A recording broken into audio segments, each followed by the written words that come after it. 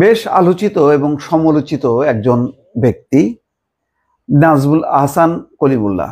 তিনি বেগম রোকেয়া বিশ্ববিদ্যালয়ের সাবেক ভিসি।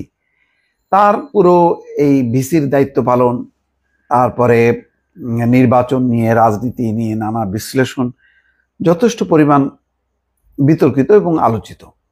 তিনি বেশ চটকদার কথা বলতেন, কিছু প্রেডিকশন করতেন এমনভাবে যেগুলো খুব যার প্রতি মানুষের একটা আগ্রহ থাকতো এবং তিনি সেভাবেই কথাবার্তা বলতেন।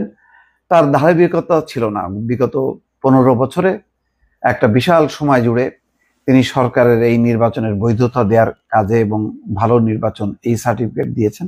শেষের দিকে এসে দ্বাদশ জাতীয় সংসদ নির্বাচনের আগে, বিশেষ করে যখন তিনি বেগম রোকেয়া বিশ্ববিদ্যালয়ের উপাচার্য থেকে অপসারিত হন বা তাকে বাদ দেওয়া হয়, তারপর থেকে তিনি বেশ বিপ্লবী ভূমিকায় অবতীর্ণ হন এবং বেশ কঠিন কঠিন বক্তব্য রাখতেন, তোলপাড় করা বক্তব্য। তিনি কূটনীতি নিয়ে, সামরিক বাহিনী নিয়ে নানা রকম মন্তব্য করতেন, যেগুলো খুব ফলাওভাবে বিভিন্ন গণমাধ্যম তার সাক্ষাৎকার নিত এবং সেগুলি প্রচারিত হতো। এবং তিনি প্রচুর মিডিয়া ফেস করতেন বা সোশ্যাল মিডিয়াতে তিনি সামনে আসতেন। যদিও রাজনৈতিক পট পরিবর্তনের পর টেলিভিশনগুলোতে তার উপস্থিতি দেখা যেত না, তবে তিনি সম্ভবত টার্গেটে ছিলেন এবং সুনজরে ছিলেন না। তার বিরুদ্ধে এখন যে অভিযোগে গ্রেপ্তার করা হয়েছে, দুর্নীতির অভিযোগ, বলা হচ্ছে যে দুর্নীতির অভিযোগে দুদক কর্তৃক তদন্তাধীন একটি মামলায় দুদকের রিকজিশন ছিল।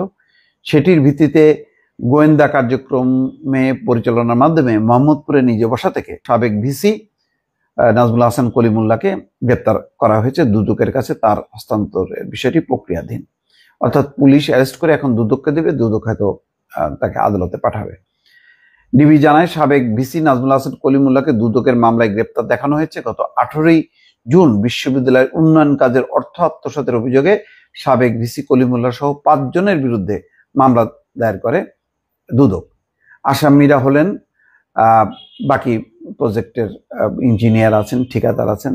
তারা আসামিরা পরস্পর যোগসাজশে বিশ্ববিদ্যালয়ের উন্নয়ন প্রকল্পের অনুমোদিত ডিপিপি না মেনে নকশা পরিবর্তন মন্ত্রণালয়ের অনুমোদন ছাড়া 30 কোটি টাকার বেশি মূল্যের চুক্তি করেছেন। পাশাপাশি ঠিকাদারের রানিং বিল থেকে কেটে রাখা নিরাপত্তা জামানতকে এফডিআর হিসেবে ব্যাংকে জমা এবং এফডিআর লিয়েনে রেখে ঠিকাদারকে লোন দেওয়ার জন্য নো অবজেকশন সার্টিফিকেট অনুমোদন দিয়ে সরকারের 4 কোটি টাকা আত্মসাৎ করে তারা। তার আমি জানি না, অনেক বিষয় অপ্রকাশিত আছে এবং আমার কাছে এক ধরনের রহস্যময় পুরুষ মনে হয় যে তার ঠিক মোটিভটা কি, উদ্দেশ্য কি, এইটা মধ্যে আমার মধ্যেও একটা বিভ্রান্তি আছে। আমার ধারণা তাকে ঠিকভাবে চেনা যথেষ্ট কষ্ট। এখন দেখা যাক তদন্তের পর এবং অন্য আর কোনো মামলা আছে কিনা কি হয়। দর্শক ভালো থাকবেন, আল্লাহ হাফেজ।